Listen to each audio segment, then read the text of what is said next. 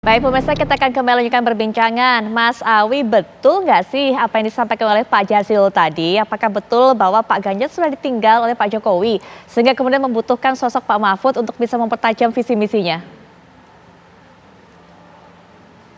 Saya nggak tahu ya, tapi hebatnya Pak Jazil itu tahu duluan gitu. Karena kita belum sempat nanya Pak Jokowi itu Bapak di mana gitu. Seperti halnya ketika terkait dengan putusan MK ya tanya aja ke MK gitu. Silahkan aja tanya ke Pak Jokowi. Tapi begini, kalau kami berhusnudon, barangkali Pak Jokowi kebetulan hari ini beliau lagi kunjungan di luar negeri, setidaknya seperti Pak Habibie bahwa beliau tidak sibuk urusan siapa yang akan menggantikan, tetapi beliau seorang negarawan dan itu siapapun penggantinya ya saya yakin akan meneruskan apa yang sudah dibuat oleh legasi yang beliau tinggalkan. Toh semua sudah diatur di undang-undang. Yang berikutnya tadi menarik apa yang disampaikan oleh Mas Adi, meskipun hasil survei itu bersifat dinamis, tetapi itu data saintifik itu perlu untuk kami jadikan acuan. Survei terbaru ini dari Universitas Muhammadiyah Malang UMM dengan 1.000 responden menyebutkan bahwa elektabilitas Pak Mahfud itu lebih unggul di Jawa Timur di kalangan Nahdlatul Ulama, bahkan angkanya Pak Mahfud itu 20%, Caimin 10%. Nomor duanya ada Mbak Hovifah. Jadi memang tiga-tiganya ini selalu di tiga besar di kalangan pemilih Nahdlatul Ulama. Belum lagi di UMM itu disurvei lagi terhadap orang yang mengaku dirinya Gus Durian gitu. Jadi Pak Mahfud lebih unggul telak lagi gitu.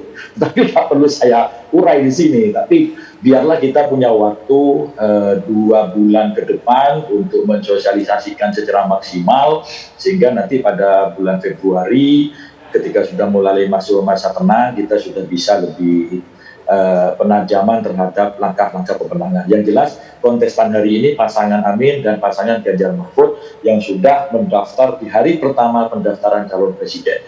Semua orang mengira kami akan mendaftar di akhir masa pendaftaran tanggal 25. Bahkan Mas Jazil sering ngeledek kami bahwa ini Pak Awi ini mendaftarnya ketika pendaftaran sudah ditutup nanti ini. Ya itulah bagian dari strategi yang nggak perlu kami sampaikan. Ternyata tanggalnya sama dengan Pak Jazil karena memang ilmunya sama gitu, gurunya sama, harinya sama, jamnya aja yang beda. Baik, Mas Awi, tapi kalau bicara soal hasil survei yang dilakukan oleh Universitas Muhammadiyah Malang itu kan hanya simulasi, Mas Awi. Apakah cukup mewakilkan menggambarkan suara real dari masyarakat? Ya, per hari ini suara realnya seperti itu. Tentu suara ini akan terus bergerak nanti ketika masing-masing calon presiden dan wakil presiden bekerja secara maksimal selama masa waktu 3-4 bulan ke depan. Tentu angka itu sangat dinamis dan tadi kan masih ada faktor Bu Hovifah. Ketika faktor Bu Hovifah dikeluarkan dari simulasi survei pasti angkanya berbeda lagi. Gitu. Dan itu gambaran data saintifik. Tentu data saintifik ini mengikuti potret sosial yang ada di masyarakat. Kecenderungan hari ini pasangan Ganjar Mahfud itu lebih banyak disukai dipilih di kalangan Nahdien. Apakah sebulan 2 bulan ke depan masih seperti itu? Kami harapkan seperti itu. Tentu kami tidak hanya berdiam diri berpuas diri dengan hasil survei yang ada hari ini karena Pak Jazil dan teman-temannya itu juga pasti bekerja maksimal gitu. Yang sudah mengintip kami mau seperti apa, ya kita juga harus menyiapkan strategi yang berbeda juga gitu. Itu hal yang lumrah saja. Toh nanti ketemunya di tanggal 14 Februari, siapa yang unggul, ya itulah presiden kita. Baik, Pak Jazil, hasil survei tadi terakhir merupakan potret suara real masyarakat. Begitu pendapat Mas Awi. Adakah kemudian strategi, karena kalau Mas Awi katakan tadi gapnya selisihnya cukup besar antara suara yang mendukung Pak Mahfud dengan Caimin, Pak Jazil. Strategi berikutnya Pak Jazil. Ya, karena Pak Awi percaya dengan survei itu, ya alhamdulillah. Itu kan keyakinan Pak Awi gitu. Tapi kan tadi saya belum meyakinkan secara fakta. Apalagi survei itu kan dinamis. Yang saya sebutkan tadi bahwa Jawa Timur bukan hanya lumbung NU, tapi lumbung PKB. Dan faktanya ada. Memang PKB pemegang suara terbanyak di Jawa Timur. Nah, PKB itu mesin politiknya Pak Muhaimin. Itu fakta. Jadi menurut saya cerita-cerita terkait dengan dinamika politik yang ada di Jawa Timur menuju 14 Februari memang akan banyak dinamikanya.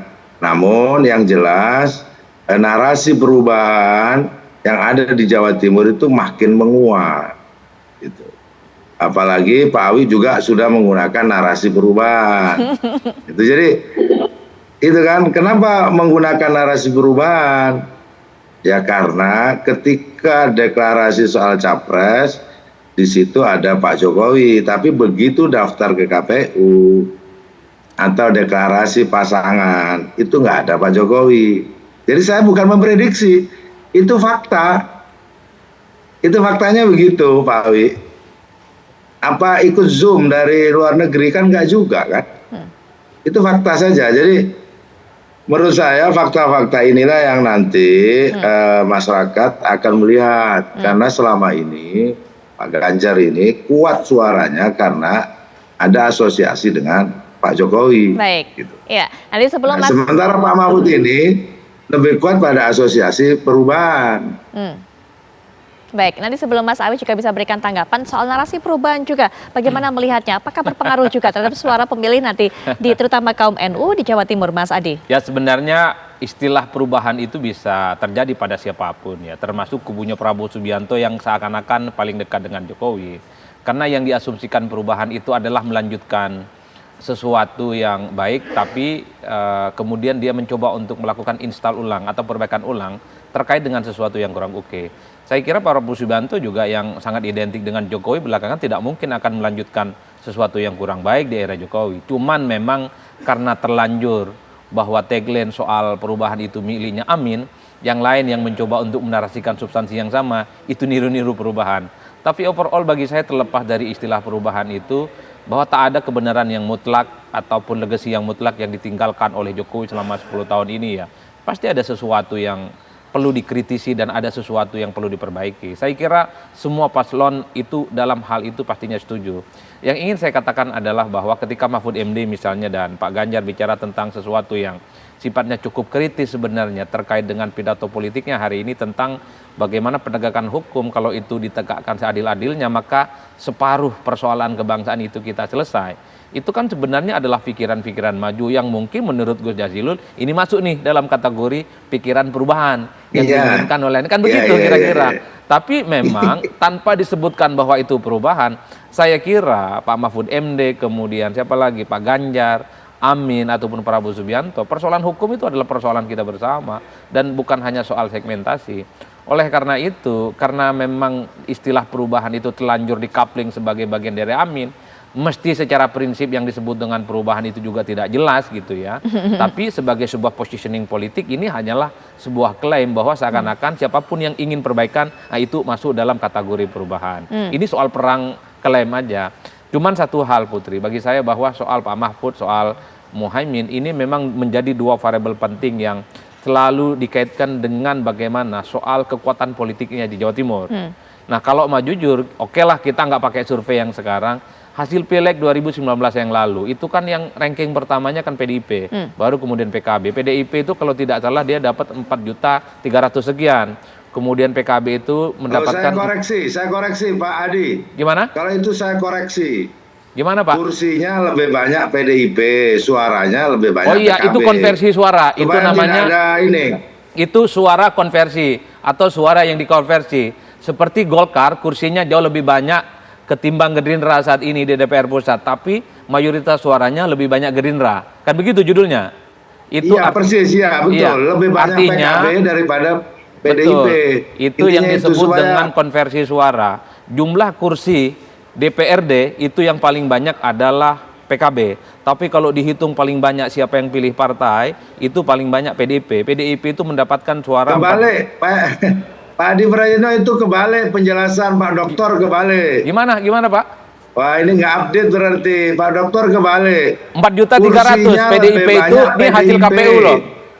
Itu hasil KPU. Iya hasil KPU tapi sebelum saya luruskan. 4.300.000 itu PDIP dapat suaranya. PKB itu 4.200.000. Enggak 4.200.000 itu milik PKB. Kursinya 24. Ini PDIP data KPU ya. 26 itu. Gus Jazil ini data KPU terupdate. Saya nggak tahu Gus itu pakai data yang mana kecuali KPU Jatim yang salah ini. Ini jelas kok. Saya sampai ngecek ulang karena saya nulis ini juga soalnya. Saya mengutip situs website di KPU Jatim bahwa PDIP 4 juta, 3 sekian, ya. PKB itu 4 juta 1, sekian. Realnya. Nah, saya nggak tahu kalau mau dikoreksi. Mungkin nanti perlu datanya. Saya akan mix dan saya akan coba edit tulisan-tulisan itu. Maksud saya begitu. Artinya apa? Yang ingin saya katakan, memang sensitif bicara soal siapa yang paling kuat, Pun. Yang ingin saya katakan adalah bicara tentang Ganjar Mahfud, bicara tentang Amin. Ini bukan bicara tentang personal, tapi kekuatan mesin politiknya secara umum.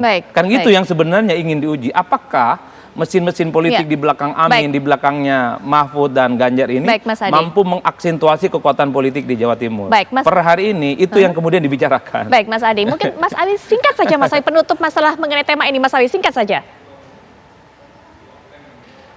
Ya, kami yakin Pak Mahfud dengan digandeng Pak Ganjar akan maksimal suaranya, dan sekali lagi kalau bicara fakta, kalaupun tidak mau pakai survei, faktanya mesin politik PDI dan P3 dan bersama Hanura dan Perindo itu di atas 5 juta kalau digabungkan. Tetapi kita tidak mendebat itu karena suara di 2024 pastinya berbeda dengan 2019. Yang jelas hari ini Pak Mahfud sudah menjadi calon wakilnya Pak Ganjar, tentu kami akan maksimalkan bagaimana kita maksimalkan pemilu 2019 kemarin. Baik Mas Awi, terima kasih sudah bergabung dalam perbincangan ini. Pak Jazilul juga terima kasih Pak Jazilul sudah meluangkan waktunya. Terima kasih. Ya. Bagus. Baik, terima Mas kasih Awi. semuanya para narasumber. Pak Dokter Adi, terima kasih. Soal angka nanti bisa dikonfirmasi lebih lanjut ya, dicek terlebih dahulu. Tapi sekali lagi terima kasih. Diskusi lebih lanjut. Ya, wassalamualaikum warahmatullahi wabarakatuh Pak Jazilul dan juga Mas Awi. Waalaikumsalam warahmatullahi wabarakatuh. Baik, Mas Adi masih bersama saya karena kita masih akan lihat ini Twitter terbaru juga tentunya dari Mas Gibran. Ini sepertinya bisa menjadi salah satu sinyal, salah satu petunjuk siapa yang akan mendampingi Pak Prabowo Subianto. Ini cukup ramai diperbincangkan, jadi postingan dari atau unggahan dari Mas Gibran. Kita akan lihat, kami akan tayangkan kepada Anda. Ini merupakan unggahan dari Mas Gibran di salah satu media sosialnya, sekarang namanya X, dulu Twitter begitu kan. Ini pertama adalah memberikan huruf E atau mengunggah huruf E, seakan-akan menjadi inisial. Nah ini dia, kita tayangkan. Yang pertama adalah huruf E, kemudian setelah itu mengunggah lagi E-nya itu adalah es teh maksudnya, ya kan? Tapi pernyataan ini atau setidaknya unggahan ini membuat masyarakat semuanya menebak-nebak. Jangan-jangan yang dimaksud adalah Erick Thohir yang mendampingi Pak Prabowo Subianto. Mas Adi melihatnya bagaimana? Ya, saya kira memang Gibran ini belakangan menjadi game changer yang paling rumit untuk bisa ditebak ya. Karena setiap Twitter yang kemudian diunggah itu selalu memancing perdebatan yang cukup panjang. Pernah suatu waktu Twitternya itu cuma satu huruf G misalnya. Setelah itu kemudian P. Orang mengasosiasikan G itu adalah Ganjar, P itu Prabowo. Publik melihat ini seakan-akan ya Gibran ini sedang gamang betul di antara Gibran ataupun Prabowo Subianto. Nah termasuk yang E, pasti ini ditafsirkan dengan Erick Thohir. Ya. Karena belakangan ini kan terasosiasi bahwa Erick Thohir adalah sosok yang relatifly cukup rasional, masuk akal kalau kemudian dipilih sebagai pendampingnya Prabowo Subianto. Tapi bagi saya hanya Gibran dan Tuhan yang tahu. Tapi yang jelas Gibran ini selalu menurut saya ya mengeluarkan satu tulisan-tulisan di Twitternya yang memancing spekulasi yang terkait dengan situasi politik saat ini. Bahkan kalau mau jujur sebenarnya ketika E itu disebutkan, ini kan secara tidak langsung ingin mengkonfirmasi Erick itu orang yang dimaksud. Padahal kita tahu juga bahwa Gibran itu adalah sosok yang paling diinginkan sepertinya oleh kubu Prabowo Subianto ya untuk bisa berdampingan di 2024. Ornamen orkestrasi politiknya sudah sangat kelihatan. Relawannya sudah banyak deklarasi, ada baliho dan spanduk juga terjadi di mana-mana tentang Prabowo dan Gibran. Satu hal yang ingin saya katakan, mungkin Gibran tidak terlampau nyaman ketika selalu diasosiasikan sebagai sosok yang seakan-akan sudah dikunci berpasangan dengan Prabowo Subianto gitu ya. Satu sisi ketika Twitternya itu ada ingin menjelaskan kepada publik bahwa di sekitar Prabowo itu banyak orang, ada Erick Thohir, ada Erlangga dan seterusnya. Sepertinya ini adalah strategi dari Mas Wali Kota untuk mengalihkan pandangan ke yang lain bahwa pendamping Prabowo itu bukan hanya dia yang disorot, tapi banyak yang lain loh. Nanti kita lihat, kita akan tunggu betul nggak sih kemudian ini menjadi hint ataupun juga menjadi sinyal-sinyal jawaban isyarat bahwa ternyata E yang dimaksud itu merupakan inisial dari pendamping Prabowo Subianto atau justru Mas Gibran sendiri sebenarnya. Terima kasih Mas Adi sudah meluangkan waktunya dan juga memberikan pandangannya mengenai hal ini.